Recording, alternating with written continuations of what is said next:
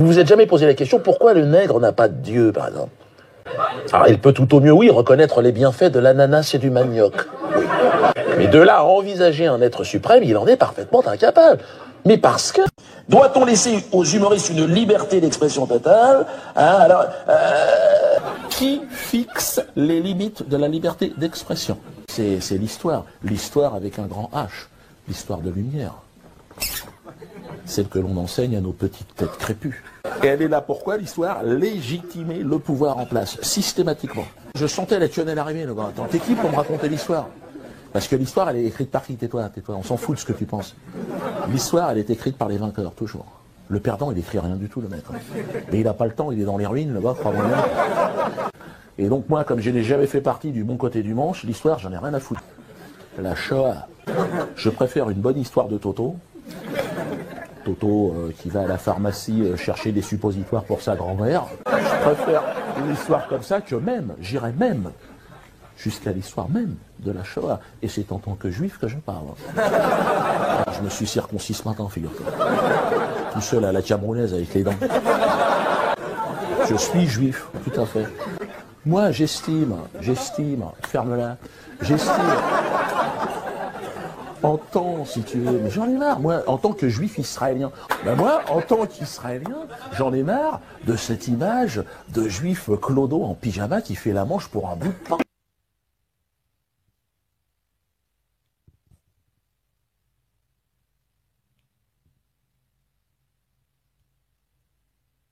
Leur messie est africain.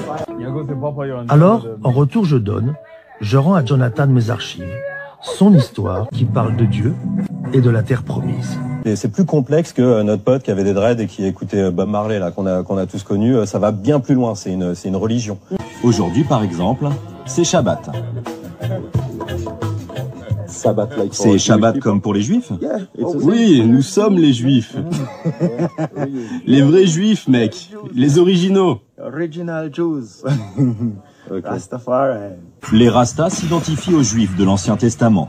Comme eux, ils ont été réduits en esclavage. Comme eux, ils ont été déportés.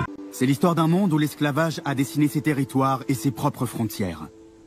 Un monde où la violence, la domination et le profit ont imposé leur route. L'esclavage n'a pas commencé dans les champs de coton.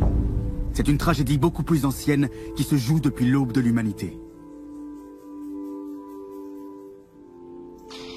À partir du 7e siècle et pendant plus de 1000 ans, l'Afrique fut l'épicentre d'un trafic global. Ce système criminel a façonné notre monde et notre histoire. L'ampleur de ce trafic est telle qu'il a longtemps été impossible d'en expliquer les mécanismes. Aujourd'hui, pour la première fois, nous allons remonter les routes de l'esclavage. Ce qu'il faut bien comprendre concernant la traite des esclaves, et je dois toujours l'expliquer à mes étudiants américains qui ont d'emblée tendance à l'envisager sous l'angle moral des droits de l'homme, je leur dis d'aborder la question d'un point de vue économique. Dans ce cas, ce qu'il faut se demander, c'est d'où vient la demande de main-d'œuvre et quelle est la nature de cette demande. Jusqu'à la fin de l'Antiquité, la demande vient surtout de l'Empire romain. Alors comment est-on passé à une gigantesque traite qui s'est progressivement concentrée sur le seul continent africain? L'esclavage a joué un rôle déterminant dans la conquête proprement dite. Et il a été déterminant pour la pérennité de l'Empire musulman et pour son expansion. Du fait de la conquête, les captifs sont devenus des esclaves qui sont allés grossir les rangs de l'armée qui s'empara du monde de l'époque. C'est avant tout justement un commerce et des enjeux économiques et politiques.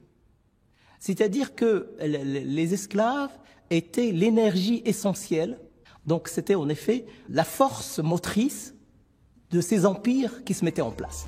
Les troupes arabes poussent leur offensive jusqu'au sud de l'Égypte.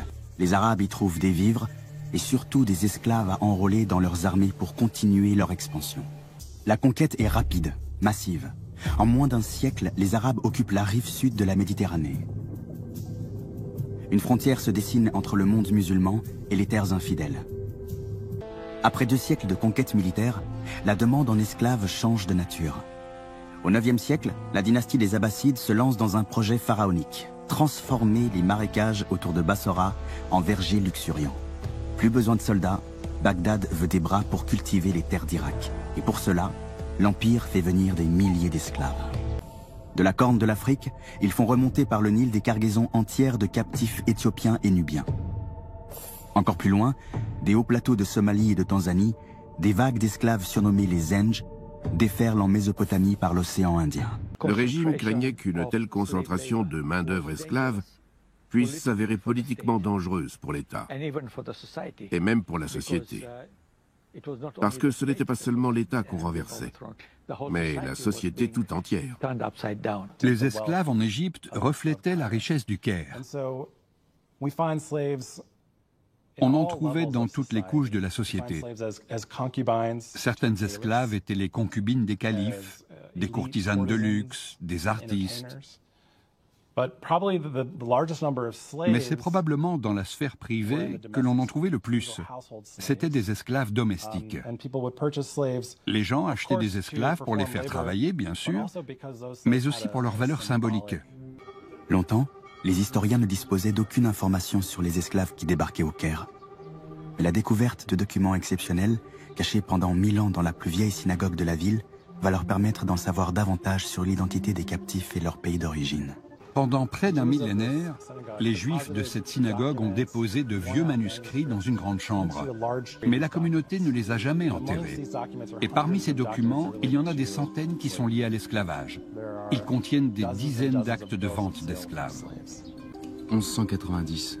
Acte de vente de Wafa. 1094. Acte de vente d'Ict, esclave nubienne vendue avec sa fille. Acte de vente de Musc, vendu pour 18 dinars. Titre d'achat de Kouane. 1190. Acte de vente de Wafa, esclave africaine de 2 ans. Acte de vente 1107. Vendu pour 18 dinars. Esclave nubien. 1190. Donné en héritage à la veuve Sitalmouna. Esclave africaine. 1090. Titre d'achat de Kouane, esclave chrétienne de couleur ébène. J'ai découvert qu'environ 52% des esclaves, en particulier les esclaves domestiques en Égypte, provenaient d'Afrique noire entre la fin du Xe et du XIIIe siècle. Le piège s'est refermé sur l'Afrique. Nubiens, Éthiopiens ou Soudanais forment maintenant la majorité des contingents d'esclaves vendus au Caire. Souvent on nous dit qu'en islam, l'esclavage a été marqué par beaucoup de paternalisme, par une proximité très étroite entre l'esclave et son maître, et que l'esclave était toujours assuré, donc à la fin de sa vie, d'être affranchi et intégré à la famille du maître. Là, je crois qu'on est dans un faux débat quand on aborde la question à partir de ce billet-là, celui de la douceur de l'esclavage. On ne peut pas comprendre l'esclavage si on ne le lie pas intrinsèquement à la violence. L'esclavage, c'est la négation de l'être, et c'est la violence pour faire des esclaves. À mesure que l'Empire s'étend, de plus en plus d'esclaves adoptent la religion des maîtres. L'islam interdisant l'esclavage entre musulmans, les nouveaux convertis pensent pouvoir ainsi échapper à la violence des rapports de domination. Ces conversions placent les Arabes devant une contradiction. D'un côté, ils doivent affranchir ces nouveaux musulmans. De l'autre, ils ne peuvent renoncer à leurs esclaves. Plus le nombre de convertis augmente, plus les Arabes doivent trouver de nouvelles zones d'approvisionnement. La conversion crée la demande. Ce Coran, datant du XIe siècle, montre comment l'islam s'est répandu en Afrique de l'Ouest. Pour mettre en esclavage un individu, un des phénomènes importants, c'est de le construire comme autre. Et sous ce rapport, les sociétés humaines disposent d'un registre assez large. On peut utiliser la différence de couleur de peau, la différence de religion. Et dans la traite, on va combiner les deux. L'intérêt des maîtres, c'est de faire croire à l'individu qu'il est esclave parce que, par sa nature, il est destiné à être un esclave. À mesure que la traite se développe, certains peuples se voient assigner à jamais le statut d'esclave. Ils intériorisent leurs conditions et finissent par percevoir leur sort comme une fatalité. En créant des lignées entières d'esclaves, la traite transsaharienne réussit à produire des esclaves sans avoir recours à la violence physique. Aujourd'hui, personne ne se souvient qu'à cet endroit, des milliers de captifs débarquaient en Égypte. Toute cette longue vie de l'esclavage et de la mémoire de l'esclavage pose problème aujourd'hui parce qu'elle n'a jamais été abordée par les historiens. Donc on est face à une méprise Il y a une ignorance de l'histoire de nos propres pays et on a l'impression que cette présence noire dérange. Par exemple, en Afrique du Nord, on l'appelle l'Afrique du Nord, mais on l'appelle pas l'Afrique. On est persuadé qu'il s'agit d'une Afrique blanche, totalement blanche, et que les Noirs tunisiens, algériens et marocains ne sont que des étrangers, même installés depuis plusieurs siècles dans ce pays. Et on a, en Tunisie par exemple, des proverbes terribles du genre que Dieu ne noircisse pas nos matrices. Même si tu es devenu un député, même si tu es député, tu es captif. Même si tu es ministre d'Intérieur, tu es captif. La guerre au Sahel a réveillé l'héritage des traites négrières et avec lui réapparaissent des pratiques que l'on espérait révolues.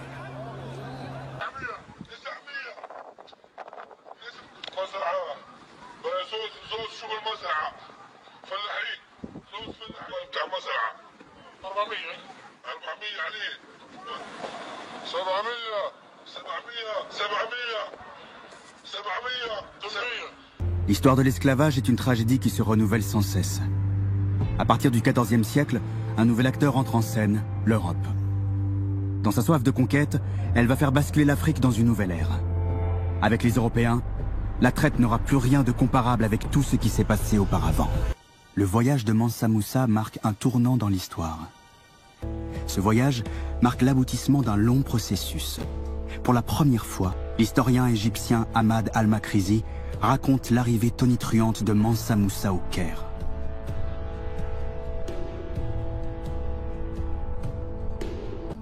Dans la nuit du dimanche du 15 Jumada Ier, la lune se leva éclipsée de noir. C'est alors qu'arriva Mansa Moussa, roi du Takrour. Ma couleur ne diminue en rien ma valeur. Tant que j'ai une belle langue et le cœur vaillant, ma valeur est mon éloignement du péché, comme la distance entre terre et ciel. Combien de noirs manient le verbe, et des blancs restent muets. Vous serez en sûreté sous la protection de Dieu. Les Portugais tracent la première voie maritime au large de l'Afrique. Cap Bojador, l'île d'Arguin, les îles du Cap-Vert, chaque kilomètre parcouru est une bataille remportée face aux musulmans, présents sur toute la partie nord du continent. Lisbonne a longtemps glorifié ses grands explorateurs. C'est oublier que la plupart d'entre eux ont bâti leur fortune sur la traite d'esclaves. Les richesses de la première ville monde remontent à la surface.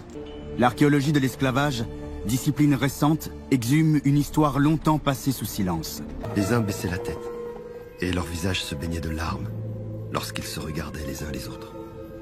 D'autres gémissaient, douloureusement, levaient les yeux vers le ciel et y fixaient leur regard, et criaient, à pleine voix, comme s'ils imploraient le secours du Père de la nature. Mais pour que la douleur s'accrût encore, survinrent bientôt ceux qui étaient chargés du partage. Et ils se mirent à les séparer, les uns des autres, pour que les parts fussent égales, de telle sorte qu'il était nécessaire de séparer les enfants de leurs parents et les femmes de leurs maris. Chacun allait tomber là où le sort l'emportait. C'est une scène d'une extrême violence, donc des enfants qui sont arrachés à leur mère, des scènes de cris, des coups de fouet. À Lisbonne, il y avait des quartiers clairement marqués par l'origine des populations qui y vivaient. Il y avait la mouraria des morts, il y avait les judiarias des juifs, et effectivement, il manquait une prétaria. Il manquait une prétaria, le quartier des Noirs. C'est comme ça qu'on désignait les Africains. Le conflit islamo-chrétien était dans une impasse. Et toute la région dans laquelle ils achetaient habituellement des esclaves était soit christianisée, soit islamisée. Officiellement, l'islam et l'Église catholique condamnent l'asservissement d'hommes libres. Officiellement seulement, car la demande en esclaves ne tarit pas et justifie toutes les razzias. On est quand même dans des sociétés où les gens sont mus par la religion. Je ne dirais pas que c'est des fanatiques, puisque là l'expression renverra à quelque chose de trop contemporain, sans doute. Mais les motivations religieuses, c'est-à-dire conquérir des espaces pour en faire des terres de chrétienté, elles sont extrêmement importantes, et puisque derrière, il y a la papauté qui va appuyer l'expansionnisme portugais en concédant des droits à coloniser. Grâce au soutien du Vatican, ceux-ci peuvent poursuivre leur razzia en Afrique, Dans les archives nationales de Lisbonne, la bulle Romanus Pontifex rédigée par le pape pose un cadre légal à l'asservissement de l'Afrique. Nous avons donné la faculté d'envahir, de rechercher, de capturer, de vaincre et de subjuguer tout autre ennemi du Christ, ainsi que de réduire leur personne en esclavage perpétuel. Esclavage perpétuel. Deux mots décrétés par la plus haute autorité catholique. Deux mots qui tombent comme une sentence pour les Africains. Deux mots qui vont tout justifier au nom de Dieu. Avec la bénédiction du pape, les Portugais s'aventurent toujours plus au sud des côtes africaines. C'est toute l'Europe qui se joint au Portugal pour faire main basse sur l'or et les esclaves d'Afrique. Le système qui va fleurir aux Amériques commence à être expérimenté, notamment dans cette région. C'est ici, au pied de cette croix portugaise signant l'annexion d'un territoire, que va s'ouvrir un nouveau chapitre de l'histoire de l'esclavage. Et c'est ici que les Portugais vont passer du simple commerce d'esclaves à l'invention d'un système de production à la rentabilité inégalée, la plantation sucrière. Pour la première fois, on peut parler d'une colonie noire et une société esclavagiste. Donc on a changé, me semble-t-il, de modèle. C'est un système global. La canne à sucre a été remplacée par le café, puis le café par le cacao. En débarquant sur l'île, les premiers captifs ont apporté avec eux leur connaissance du travail de la terre sous les tropiques. Malgré ce savoir-faire, Sao Tomé reste l'un des États les plus pauvres au monde. Les ouvriers agricoles continuent d'habiter les anciennes cases réservées aux esclaves. Le pays est en train de perdre son âme. Le Congo est un cas intéressant dans l'histoire africaine. Vraiment unique en son genre. À leur arrivée, les Portugais ont découvert qu'il y avait là un roi, et qu'il y avait ce qu'ils ont appelé un royaume. De plus, c'était une région où il n'y avait pas la moindre influence islamique. Ensuite, pour des raisons qui nous échappent un peu, le roi du Congo a décidé de se convertir au christianisme. Que c'est une société qui repose essentiellement sur l'esclavage, dont la grande majorité de la population a été réduite en esclavage, et où les relations sociales entre esclaves et maîtres sont très tendues. Les Portugais manquent d'hommes en armes sur place pour défendre leurs intérêts. Alors pour y remédier, ils vont les fabriquer. Un des éléments fondamentaux de cette société, comme laboratoire, c'est la création de mulâtres, qui est d'ailleurs un désir et un objectif des Portugais. Les Portugais cherchaient à croiser les Blancs avec les femmes noires, justement pour créer une population métisse, une population qui, selon les textes de cette époque, est une population marquée par la présence de ses parents blancs, qui transmettent leurs valeurs portugaises à leurs enfants métis, créant ainsi un groupe social capable de défendre les intérêts des Blancs, des Portugais. On oublie très souvent, on oublie voire totalement, que derrière le métissage, c'est de la violence. C'est que très souvent, ces enfants métis sont issus de viols, sont issus de rapports de domination entre maîtres et esclaves. Les mulâtres portugais forment un groupe à part qu'on baptise les Fils de la Terre. En défendant les intérêts de la couronne, ces Fils de la Terre deviennent des acteurs de premier plan du système négrier. Ils étaient des Noirs, ils étaient propriétaires d'esclaves. Ils étaient chasseurs d'esclaves aussi. Ils étaient esclaves même eux-mêmes. Donc on est clairement dans une société, entre guillemets, qui intègre. Alors, mais intégrer veut aussi dire exclure, hein. C'est-à-dire qu'on les intègre, mais en tant qu'esclaves. À Lisbonne, les aristocraties noires et blanches vivent sur un pied d'égalité. Elles partagent la même langue, les mêmes intérêts.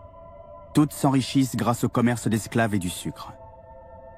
C'est surtout alors une économie qui se joue entre les élites politiques et marchandes, que ce soit des sociétés européennes ou des sociétés africaines.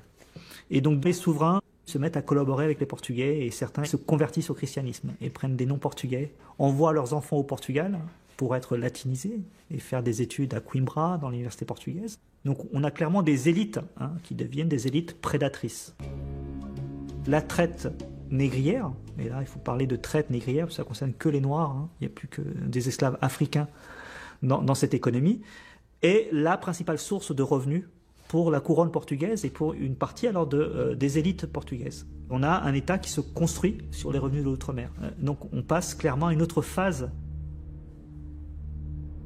Avec l'arrivée des Européens en Afrique, l'histoire de l'esclavage entre dans une nouvelle dimension. Le trafic d'êtres humains se resserre exclusivement sur l'Afrique équatoriale. Et par les moyens mis en œuvre, le nombre des déportations atteint des niveaux inégalés jusque-là. À Lisbonne, l'histoire des esclaves africains arrivés en Europe est tombée dans l'oubli. Les traces de leur présence ont été détruites. Un tableau d'un artiste flamand, La Fontaine du Roi, dépeint Lisbonne en 1580. Ce tableau montre un quartier aujourd'hui disparu, où blancs et noirs dansaient ensemble. Enchaînés ou en tenue d'apparat, les Africains apportent leur richesse aux plus petits royaumes d'Europe. Image refoulée d'un temps où le mariage de l'Afrique et du Portugal fit de Lisbonne la première capitale européenne.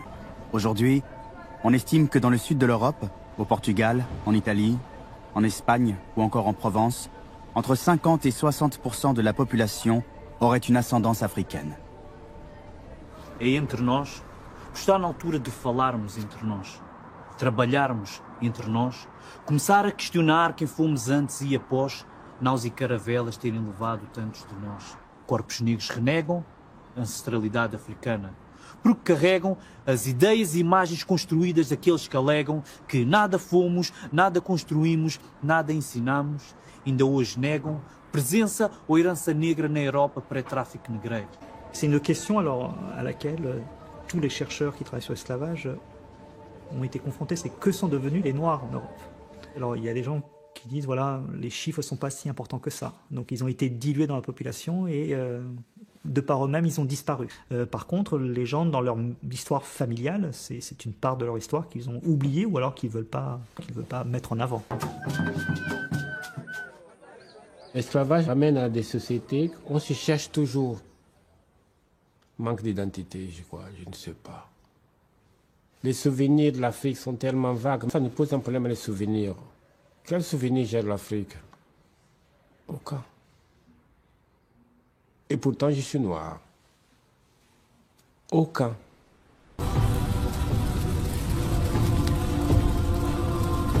Mon grand-père Alphonse Bonny est né en Côte d'Ivoire. Alphonse rencontra celle qui devait devenir l'amour de sa vie dans la bibliothèque de la fac de droit de Toulouse.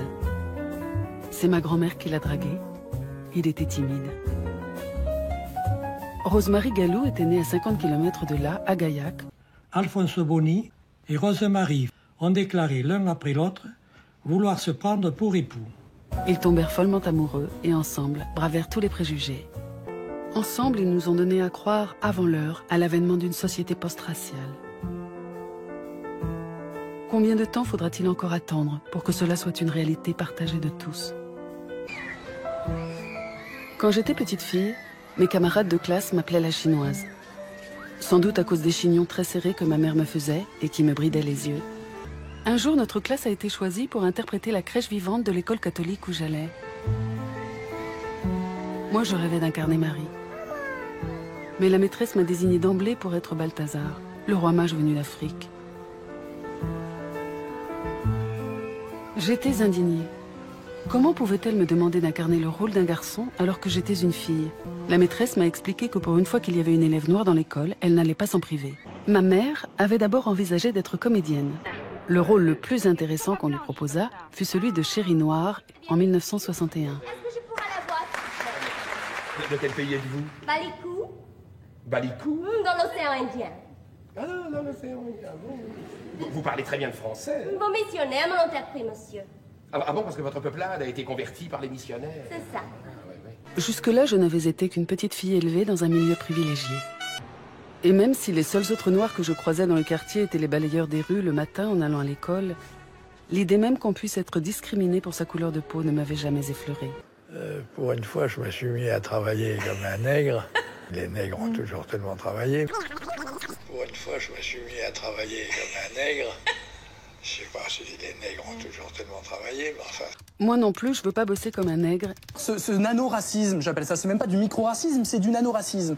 Et travailler comme un nègre, c'est une expression française. J'ai compris que l'image des Noirs véhiculée par les médias était loin d'être innocente. Elle relevait d'une longue histoire où s'entrecroisaient esclavage, colonisation, fantasmes et préjugés.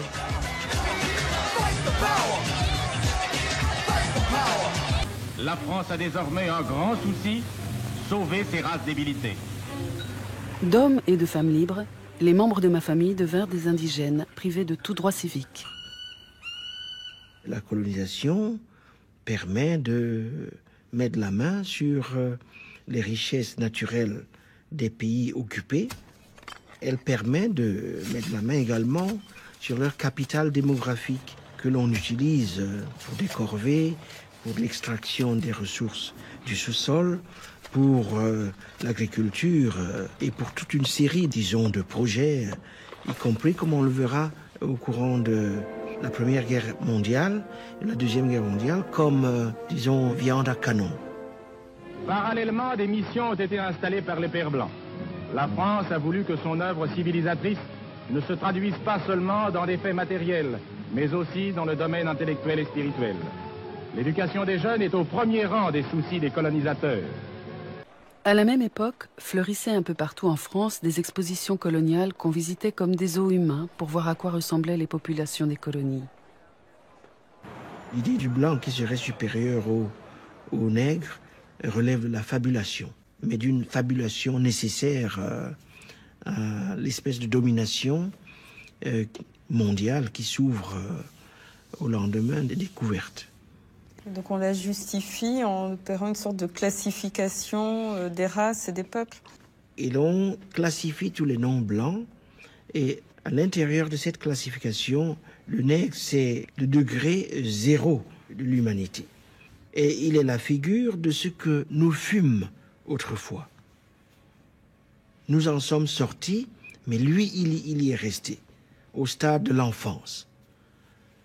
Il n'est pas rentré dans l'histoire, comme le disait un chef d'État français il n'y a pas si longtemps. Le drame de l'Afrique, c'est que l'homme africain n'est pas assez entré dans l'histoire. Le paysan africain, qui depuis des millénaires vit avec les saisons, dont l'idéal de vie est d'être en harmonie avec la nature, ne connaît que l'éternel recommencement du temps, rythmé par la répétition sans fin des mêmes gestes et des mêmes paroles. Jamais il ne lui vient à l'idée de sortir de la répétition pour s'inventer un destin.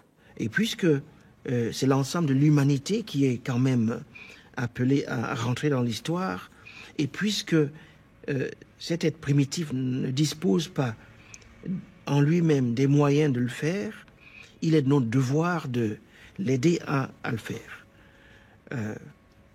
Mais pour que cette opération ait lieu, il nous faut au départ l'avoir codifié, cet être inférieur, en tant qu'inférieur. Il s'agit aussi du fonctionnement même de la société. Au fond, si les stéréotypes perdurent, c'est parce que, d'une certaine manière, ils ont une utilité sociale, ils servent à quelque chose dans la société française. Ils servent à quoi, alors ?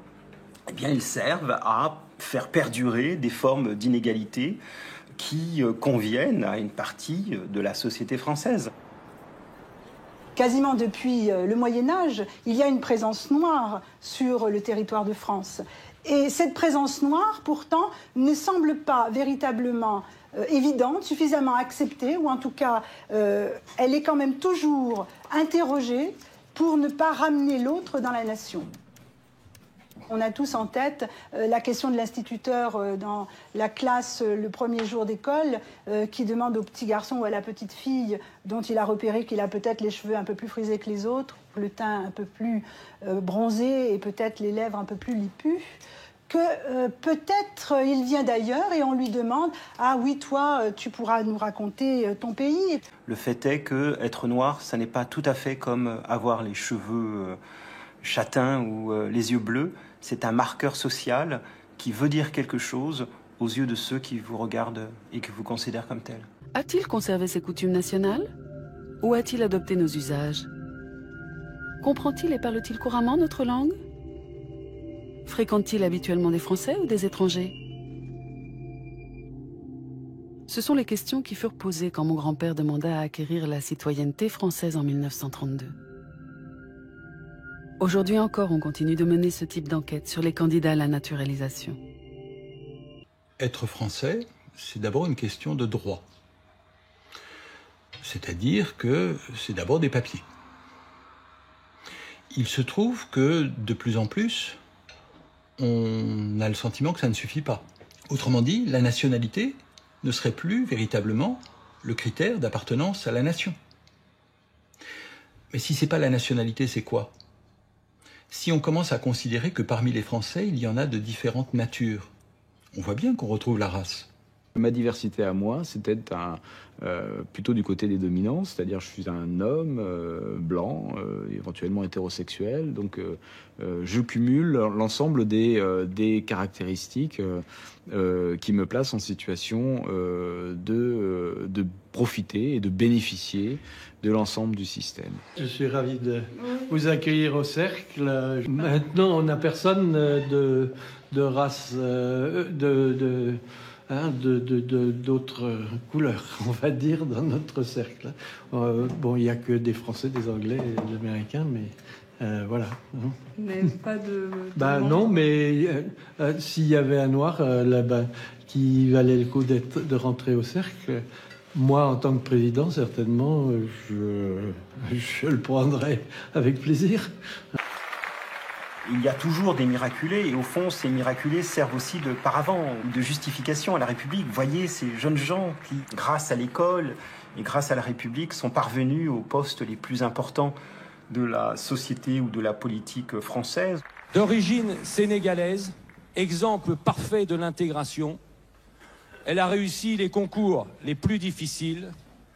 À seulement 30 ans, c'est sans doute la révélation politique de cette année, Rama Yad. En m'engageant aux côtés de Nicolas Sarkozy, j'ai fait le choix de la modernité. En juin 2007, Nicolas Sarkozy la nomme secrétaire d'État. Bien qu'elle se défende d'avoir été choisie pour sa couleur, Rama Yad devient aussitôt un symbole de la diversité, avant d'être lâchée 3 ans plus tard par celui qui l'a propulsée.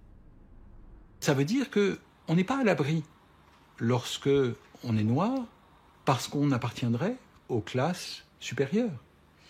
Donc à partir de là, ça veut dire qu'il n'y a pas que la classe. La classe n'efface pas la race. Certains mots sont d'un usage si courant qu'on finit par les utiliser sans en interroger le sens. Travail, par exemple. L'homme travaille depuis la nuit des temps. Le terme travail n'a cessé d'évoluer. Aujourd'hui, c'est un mot qui recouvre des réalités très différentes. Alors, la plus belle définition qui était donnée à mon sens du travail, qui dit « c'est par le travail que la raison saisit le monde et s'empare de l'imagination folle. » Tous ceux qui mettaient en œuvre un savoir, une compétence, pour rendre des services, on ne disait pas d'eux qu'ils travaillaient, mais qu'ils œuvraient.